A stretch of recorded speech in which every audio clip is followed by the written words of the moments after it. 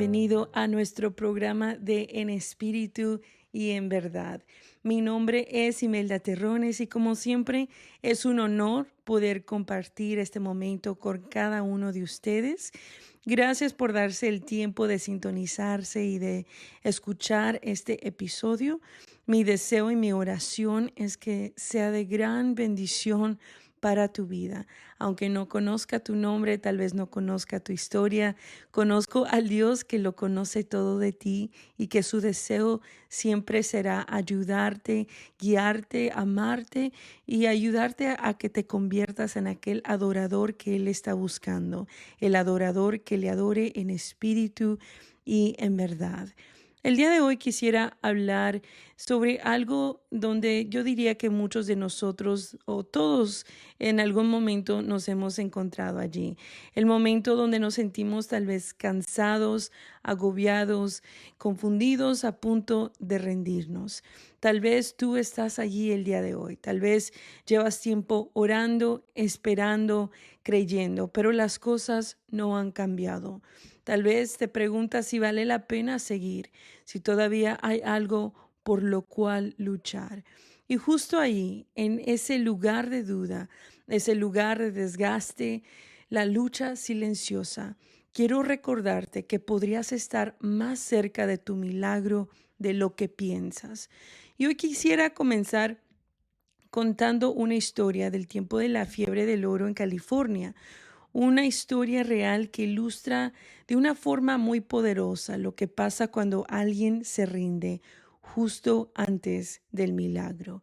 En esta historia era un tiempo cuando muchos estaban dispuestos a arriesgarlo todo por algo valioso, algo que cambiaría sus vidas, lo cual en ese tiempo era el oro.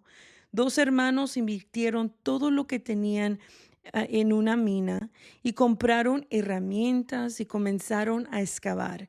Al poco tiempo encontraron una señal del oro. Estaban emocionados, estaban esperanzados, creyendo que su futuro había cambiado para siempre. Pero pronto esa señal desapareció. Buscaron, cavaron, intentaron de todo, pero no apareció más oro. Pasaron los días, se agotaron las fuerzas, se perdió el ánimo y decidieron rendirse. Después vendieron la tierra y su equipo a un hombre que la compró como chatarra y se fueron ellos convencidos de que habían fracasado. Pero ahí es donde la historia da un giro. El hombre que compró el terreno no siguió solo por la suerte, sino que consultó con un ingeniero, alguien con conocimiento, y el ingeniero estudió la tierra y le dijo: cava 3 pies más, solo 3 pies más. Y justo 3 pies más abajo, el nuevo dueño encontró una de las vetas de oro más ricas de toda California. Wow, los hermanos habían estado a 3 pies del oro.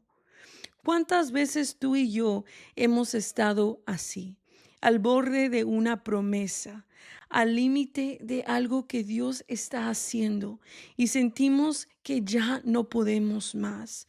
Oramos, ayunamos, servimos, sembramos, esperamos y luego llega el silencio o las pruebas o la confusión y empezamos a preguntarnos: ¿realmente fue Dios quien me habló? ¿Será que me equivoqué? Tal vez esto no es para mí. Pero yo quiero hacerte la pregunta: ¿y qué si estás a solo 3 pies? Y si lo que necesitas no es empezar de nuevo, tal vez simplemente es perseverar. Y hoy vamos a hablar de eso, del poder de la perseverancia. ¿Qué significa? ¿Por qué es crucial en nuestra vida espiritual? Y cómo Dios la usa para fortalecernos, para formarnos y llevarnos a lo que Él ya preparó para nosotros. Porque hay oro en tu llamado, hay oro en tu obediencia, hay oro en tu proceso, pero solo lo vas a encontrar si sigues cavando, no en tus fuerzas, sino en la fe, no con ansiedad, sino con paciencia y dirección divina. Quédate conmigo, vamos a profundizar en lo que significa realmente estar a 3 pies del oro. En espíritu y en verdad, a pesar de las tormentas, caminamos con Dios, en su luz no hay temores. Por medio de su palabra, la vida se conforta, verdades bíblicas que al alma transforman. La Biblia está llena de ejemplos de personas que estuvieron tentadas a rendirse, pero no lo hicieron. Y por esa razón, Dios las usó de maneras poderosas. Podemos mirar el ejemplo de Noé. Él construyó un arca durante años sin ver una gota de lluvia. ¿Cuántas veces habría querido abandonar este proyecto? ¿Cuántas burlas habría tenido que recibir? Pero, sin embargo, él perseveró. ¿Y qué pasó? Fue el instrumento de salvación para su generación. Podemos mirar también la vida de José, traicionado por sus hermanos, vendido como esclavo. Wow, experimentando el rechazo, el dolor de aquellas personas que debieron haber cuidado y lo debieron haber amado. Él fue olvidado en una cárcel injustamente, pero aún así la Biblia nos dice que Dios estaba con José y José perseveró. Y justo a su debido tiempo, Dios lo exaltó como segundo en Egipto.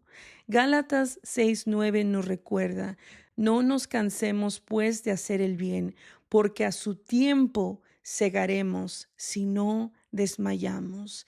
Es un llamado de seguir adelante, haciendo aquello que sabemos hacer, aquello que se nos ha llamado a hacer, con esta confianza en nuestro corazón, que hay una cosecha que recibiremos en el tiempo perfecto de Dios. Y esa es una clave muy importante, que no es a nuestro tiempo, sino al tiempo perfecto de Dios. ¿Y qué hacemos cuando no sabemos qué hacer? Hacemos lo que sabemos hacer. Lo vuelvo a decir, ¿qué hacemos cuando no sabemos qué hacer?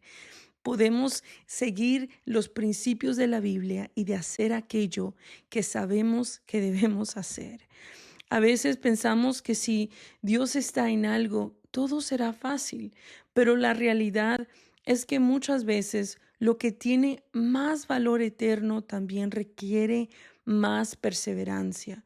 La oposición no es siempre una señal de que Dios no está con nosotros.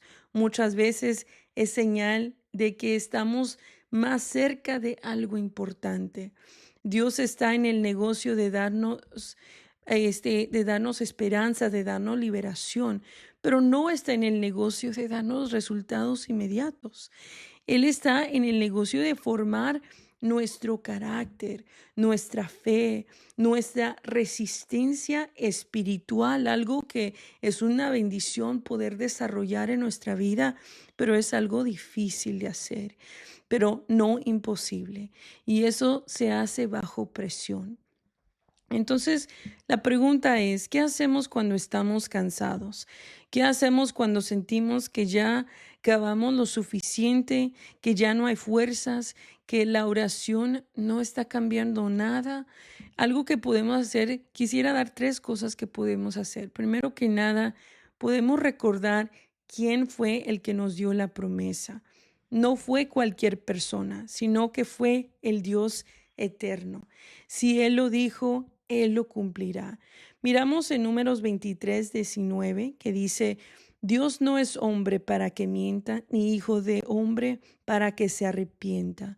Lo dijo Él y no lo hará, habló y no lo ejecutará.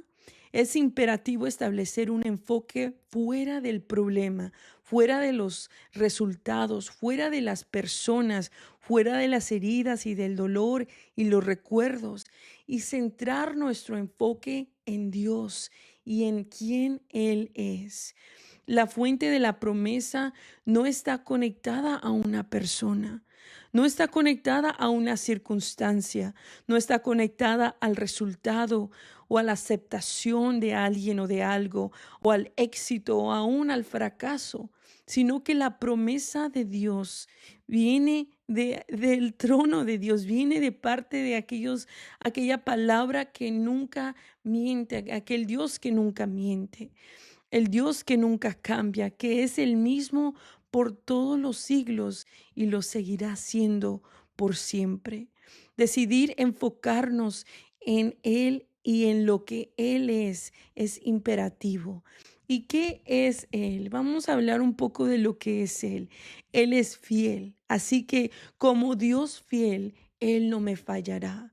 Él es Padre, así que como buen Padre, Él cuidará de ti, cuidará de mí y nos corregirá aun cuando nosotros lo necesitamos. ¿Qué más es? Él es amigo. Como buen amigo, Él nos ayudará, Él estará con nosotros, Él nos escuchará. Él es el consolador, Él confortará nuestra alma cuando sentimos dolor y desesperanza.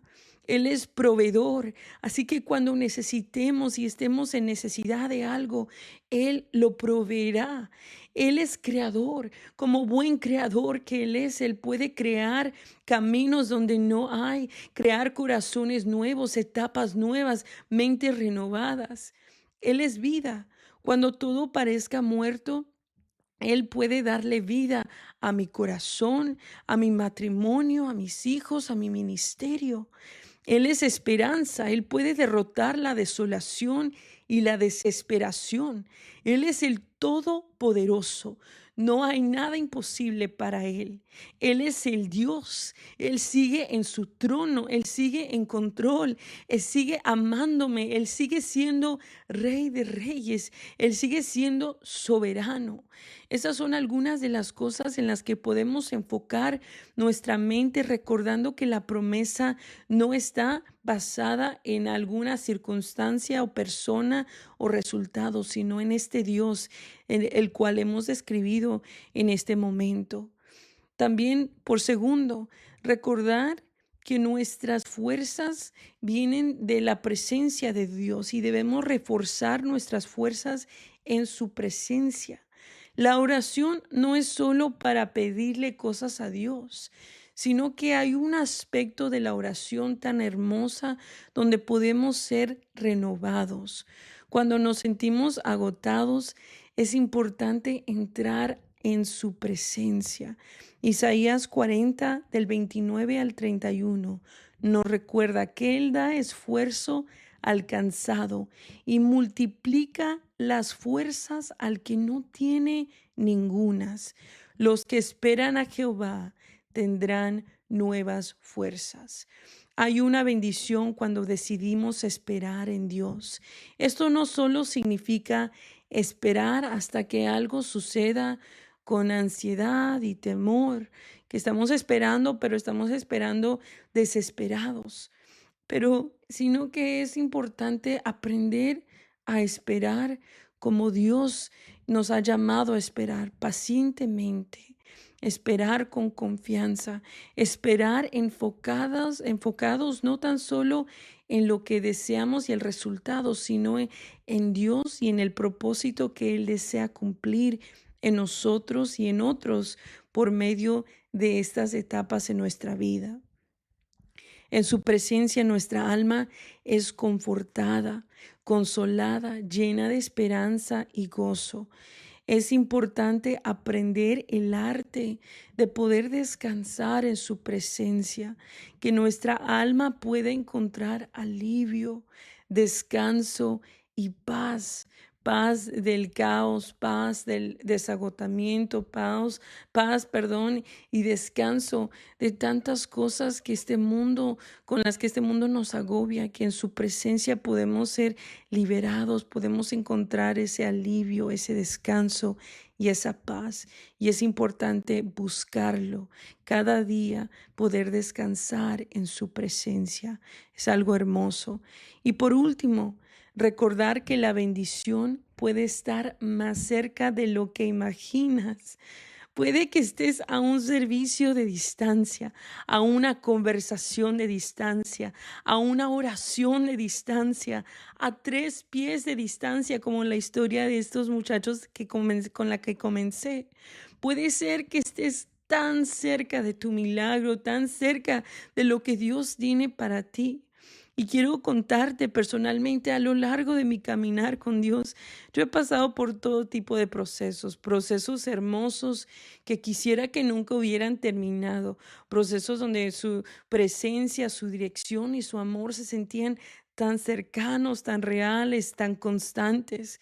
Pero junto con estos procesos, estos tiempos tan dulces, también he vivido procesos que son profundamente desafiantes.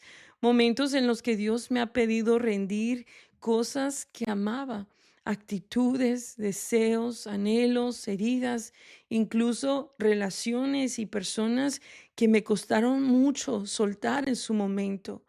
Recuerdo cómo se sentía tener que dejar ir algo que tanto deseaba, algo que yo pensaba que Dios mismo había puesto en mi corazón. Y en medio de ese dolor parecía que no habría salida. En mi mente limitada no podía comprender cómo Él podría darme algo mejor. No podía imaginar cómo sanaría heridas tan profundas, cómo me vindicaría, cómo restauraría lo que yo sentía haber perdido. Pero aunque no lo entendía y aunque hoy hay cosas que no entiendo, lo hermoso es que la fe y la confianza no se basan en nuestro entendimiento humano, sino en un Dios divino que es soberano y perfecto en todos sus caminos. Y tomé una decisión.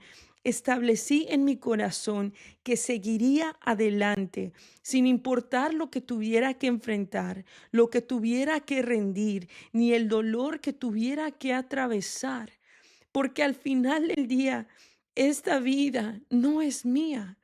Esta vida no me pertenece a mí, sino que le pertenece a aquel que la formó. Fue allí donde aprendí el poder de la perseverancia, no una perseverancia emocional ni impulsiva, sino una que nace de la convicción de saber que aunque duela, aunque no lo vea, aunque no lo entienda, Él sigue siendo digno. Perseverar no siempre se siente como victoria, pero es una decisión que honra a Dios. Es una entrega diaria, una entrega muchas veces silenciosa que no muchos ven. De hecho, yo diría que la mayoría no ven. A veces dolorosa, constante. Y esta victoria no se mide por resultados visibles, sino por la determinación de perseverar en medio del viento, de la tormenta, de la incertidumbre. ¿Por qué? Porque Él es fiel. Y hoy, después de años de muchos procesos, puedo testificarte con convicción que Dios cumple sus promesas. Y no solo eso, las cumple de maneras que superan aquello que pensamos, aquello que nosotros ni siquiera podemos imaginar que es posible. Él me ha dado más de lo que yo he imaginado, ha excedido mis expectativas y me ha amado fielmente, incluso en medio de lo que todavía no comprendo. Él ha sido bueno, Él ha sido constante y la realidad es que Él sigue siendo suficiente. Y mi oración seguirá siendo, Señor, lo que tú quieras, cuando tú quieras, como tú lo quieras, Señor, porque esta vida te pertenece a ti. Así que, hermanos, yo quiero simplemente animarte el día de hoy, que no sueltes esa pala, no dejes de excavar, no abandones la promesa, no vendamos nuestro terreno tan pronto. Dios nos ha declarado que Él estará con nosotros. Él nos ha declarado que Él estará con nosotros en este proceso. Es un proceso que vale oro. Los procesos nos forjan, nos enseñan lecciones invaluables que no podríamos aprender en ningún otro lugar, de ninguna otra manera. Los procesos son los caminos de Dios usados para ayudarnos a aprender a confiar verdaderamente en Él. Las respuestas más adecuadas a los procesos de Dios no son de buscar entender estos procesos, sino de simplemente rendirnos a ellos y creer que el fin de ese camino, el fin de ese proceso, tiene un plan divino en la mente de Dios para nuestras vidas, para tu vida y para la mía. Así que el día de hoy quiero animarte. Sigue adelante, sigue perseverando. Recuerda que la promesa viene de parte de Dios. Aprende a descansar en su presencia y recuerda que este proceso está forjando tu carácter, está forjando tu fe y que tú saldrás victorioso si permaneces, tus ojos permanecen en Él y tú permaneces fiel a Él. Muchas gracias por escuchar este episodio de En Espíritu y en Verdad. Si este episodio ha sido de bendición para tu vida, quiero animarte a que lo compartas, que te suscribas a los canales, que nos ayudes a poder difundir esos mensajes para que puedan ser de bendición para otras personas. Dios te bendiga, sigue adelante y recuerda que pronto nuestra llegada para el cielo ya se acerca. Así que vamos adelante con todo en el nombre de Jesús. Dios te bendiga. Con su palabra calmamos nuestra sed, en espíritu y en